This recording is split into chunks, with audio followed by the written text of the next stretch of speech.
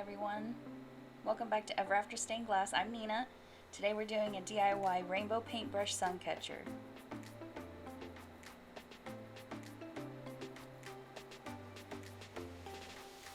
If you want to see more from beginning to end sun catcher pieces with stained glass, make sure you're subscribed so you can see more. Because I'm here every other week to show you a piece I designed all the way until its final show. So getting right into it, I wanted to share with you guys a little tip on cutting really thin pieces out of an already thin piece. I score it a couple times and then I tap, and then I use my grozers to just break away the pieces that I cut from it. And then I use the little nippers to go in and just pinch off the excess like I'm doing here. And I use my thumb as a brace on wherever I'm grinding, or not grinding, but grozing with those pliers. And see here, I just cut two different lines. See, it just fell off. And I just tapped along the edge because this piece also has that real skinny curve in it. So just tapping it along helps break apart the edge before you go to snap it off. When I first started out, those pieces were pretty difficult for me, just because I didn't brace the corners, didn't brace where I was actually breaking off the glass. And then here is a good example of real deep curves. So I'll go cut it off and then just tap along. The glass usually just falls off, so I love doing that whenever I can. The grinder could go in and get all of this glass that I'm about to get to, the curve that's inside, but instead I'm just going to use a method that is just breaking away each piece and using my grozer pliers just to break off each piece. And I'll go and nip, and see my thumb is right where it's breaking off to make sure that it's got some room to work without it breaking off. So I just go in, cut each piece. It takes a little bit longer, but you want to get as much glass off of the piece as possible, because so it doesn't wear down the bit of your grinder whenever you go to grind these pieces out.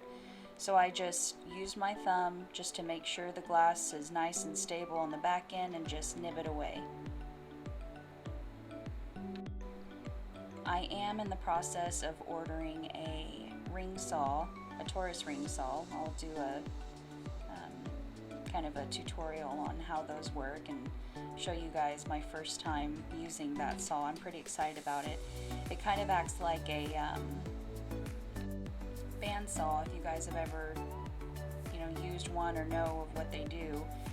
They're just, instead of a round bit that grinds like you're used to seeing me do, it actually cuts into the glass to get really deep curves, and it cuts the glass to where not only do you get really deep and intricate curves, but you can also come to fine points in your glass and back up, and I'm really excited about it. So, but for now we're just using it, using the grinder, so we don't have that option. So I just want to make sure that I get all the glass off that I possibly can, because I want to prolong the life of my grinder bits, because they are expensive since they're diamond bits. And this piece, I really just planned on having fun with it. I wasn't trying to do anything too impressive, so I really just went for experimentation and playing with different methods and just seeing what ways work best for me, even if I was uncomfortable with different techniques. I just wanted to try it out just to see how it all worked. And of course, this piece actually wound up being one of my absolute favorites to date. I know I always say that. I think I'm just addicted to stained glass and the craft itself. So I really just enjoyed it, and I took my time playing with different things, different ways to do it. You see here I have this little thumb that's got a metal bit to it to help my thumbnail, because my thumbnail is always really sore from pushing against the grinder, but it just got in my way, so I wound up taking it off. So I'll have to come up with something else for my thumb maybe that ring saw once it comes in. I'm so excited about that, y'all. Once you guys see how it works, you'll know why. If you're unfamiliar with the ring saw and how it works with cutting glass, then y'all are just going to be like, whoa, that's so cool. And I'm sure that it's going to make me love this craft even more.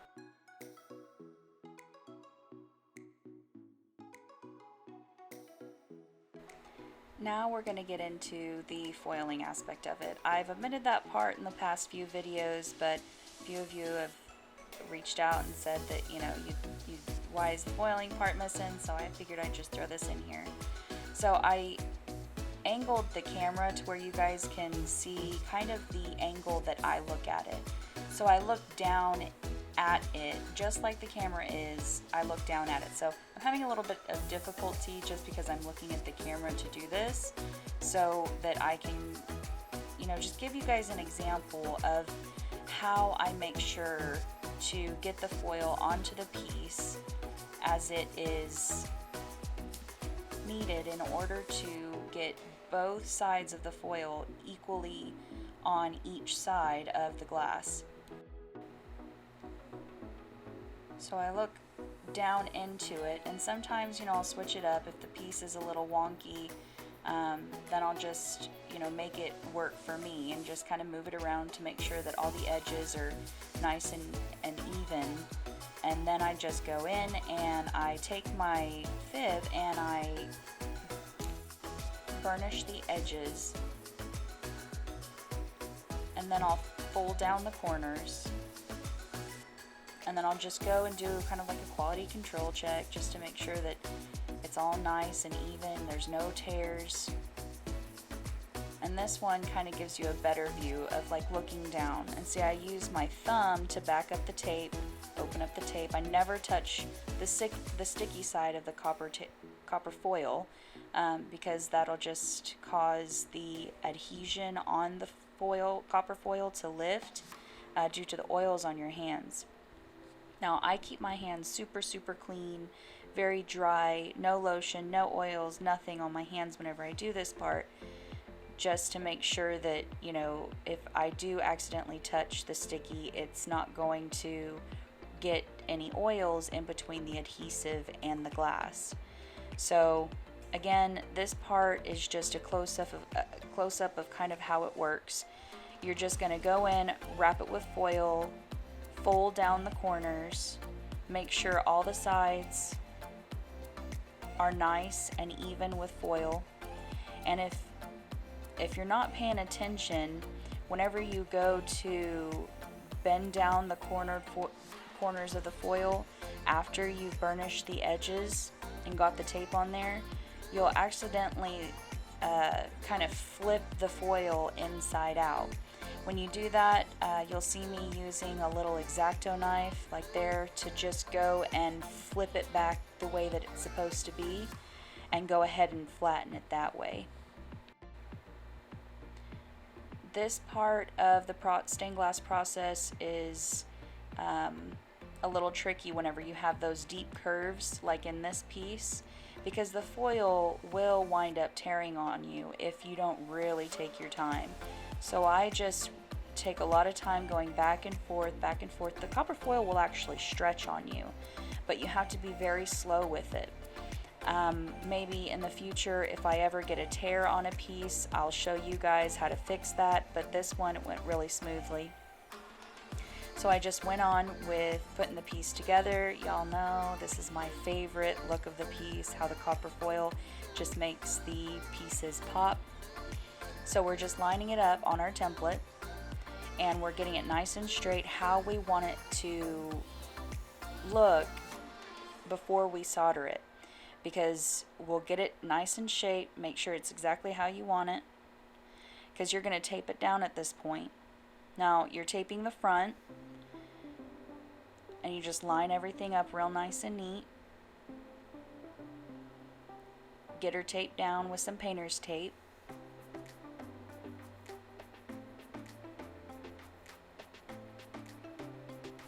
And then flip, flip, flip, Philadelphia. Now this one, I want these two corners to have little hanger hooks on them.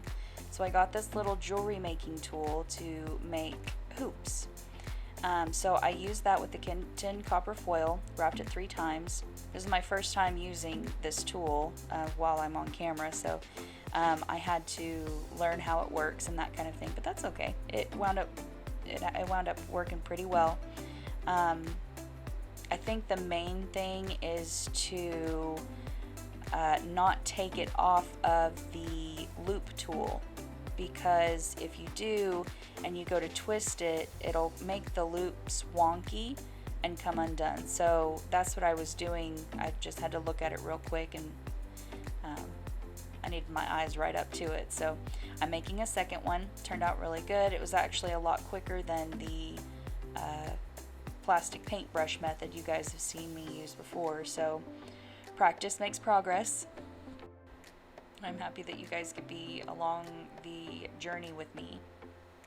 So I just make the little loops and then I twist it 3 times, making little prongs on each side, bending them down approximately 4 millimeters wide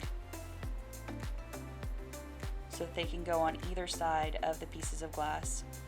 So yep, they fit nice and perfect. So I've got those. I'll set those aside and I'll get ready, put my safety goggles, safety glasses, safety mask, and the gloves, and then I'll take my rods of 60-40 lead, set them aside, roll one up, make it stand, because today we're doing a little bit different as far as the soldering goes. We're going to be beading, and the first line, you'll see that little gap isn't closing. I got my iron too hot. Now with that big of a gap there, you're going to have to fill in the gaps with solder, and that's perfectly fine. You've got tape on the back end, so it's not going to flood your piece on the back so long as you have that tape there. Now on this next piece that we're going to solder, this is what I was just kind of trying out, playing with, making little beads all along the line and then melting them into each other. Just practicing, just to see how much solder needs to be to get the certain height of bead that I wanted. And so I just play around. Again, this piece was meant to be just a complete experimental piece, but it definitely turned into an amazing piece, and I learned so much with it. Using these little beads, I think I'll use it a lot. I'm definitely not ambidextrous, meaning able to use both of my hands.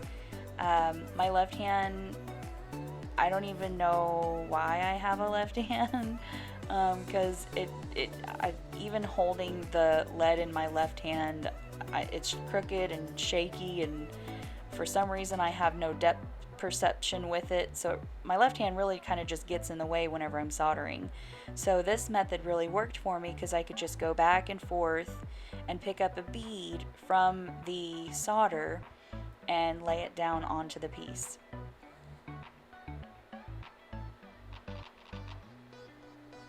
Of course, there is a little bit of a learning curve whenever you use those dots or use those little beads of solder to bring it down, but I think it went really well. This piece didn't match up perfectly, but that's perfectly okay. I didn't want the end of the paintbrush to look super uniform.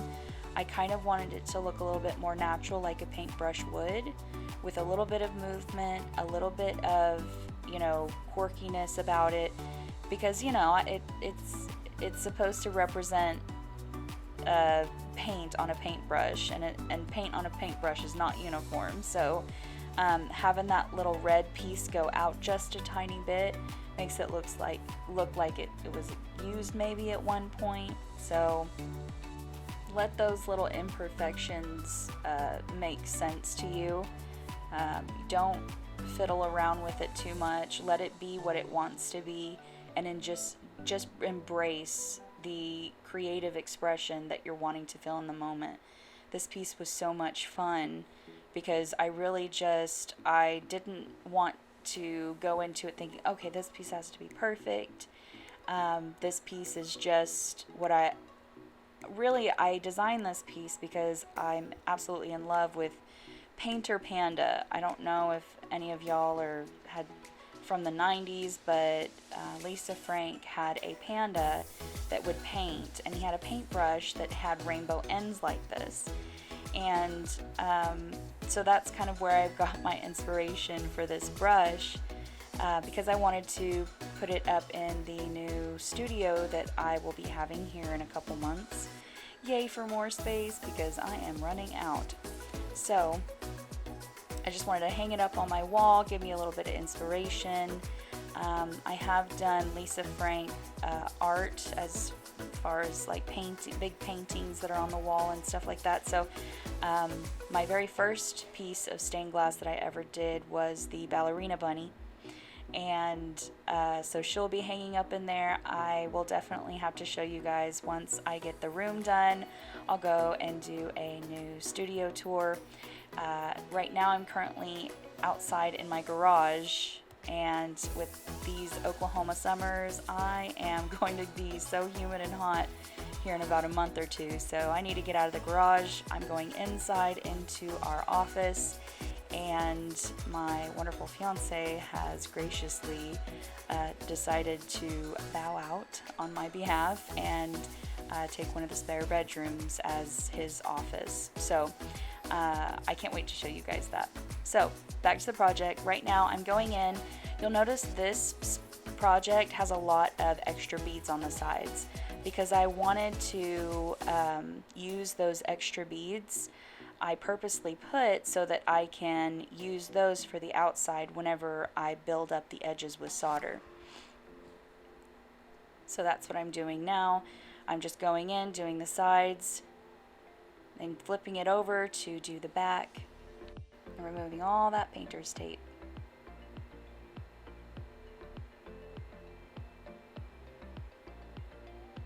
So here you can really see where I'm really adding in those extra beads. This isn't something that I did before, but again, this was my permission to be completely just messy if I wanted to be. Because with the solder, that's one thing.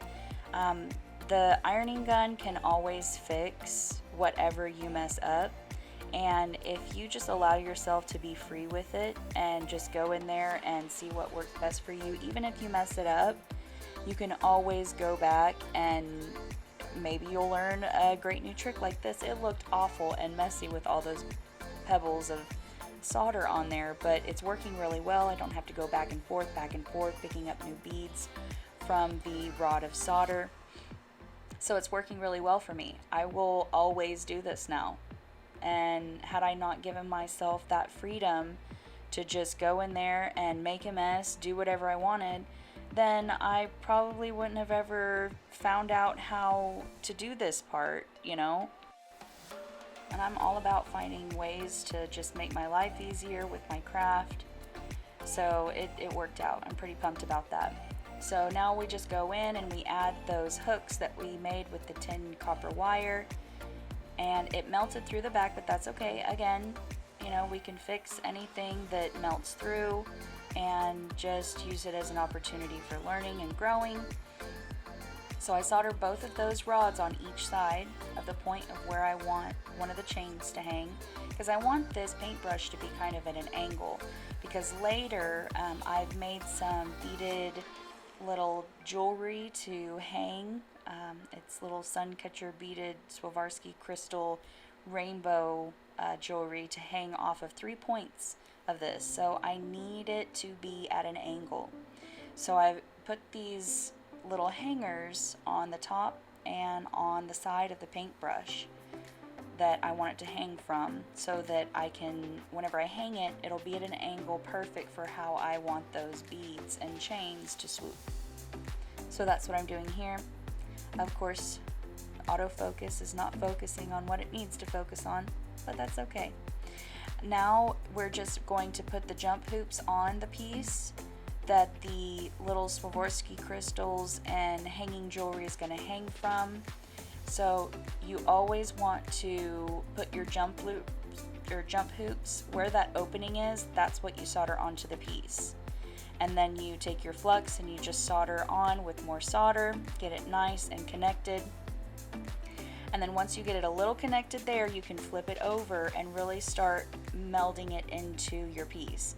You want to hold those little rings with a little needle nose plier because they'll just fall right off if you're not holding them. So that's what I did there. And then I go into the kitchen. I noticed that I've been using Quick Clean to just spray on, but I've never really shown you guys how to clean in the sink. I used on dish soap with baking soda in a little mixture of water, and I have a specific cutting board that I use only for stained glass, and I put that over my sink and I rub the mixture in really, really good. It kind of buffs it as well, so get it real nice and washed off and dry it really well. And then here's the part where I hang it. If you guys want an in-depth view of how I did this, definitely just let me know. I'll totally do a little jewelry chain making tutorial for you guys as well. If that's something y'all are into, just let me know in the comments below. So I just go and I wrap these little jump loops around the loops that we soldered on. See there? It's a little difficult to work with because you have to have it hanging, and I didn't have anything to hang while I was showing you guys. So definitely, if you guys want more in depth, just let me know and I'll definitely hook y'all up. But this, for the sake of my sanity, is very short because I couldn't get that thing in there. I couldn't. I'm surprised I didn't just throw the thing across the room. I was so frustrated. So I just had to put it down and I had to look at it. Sorry about my messy hair. Look at that though. Look at it. Look how pretty she is. Thank you guys so much for watching with me. If these kind of tutorials are your jams, please subscribe. I do this from start to finish, DIY, stained glass, every other week, so make sure you're subscribed. Now, if you want to purchase this piece, I have an Etsy shop, Ever After Glass Co. Go check her out. Thanks again, y'all, for all of your support. We'll see you in 2 weeks.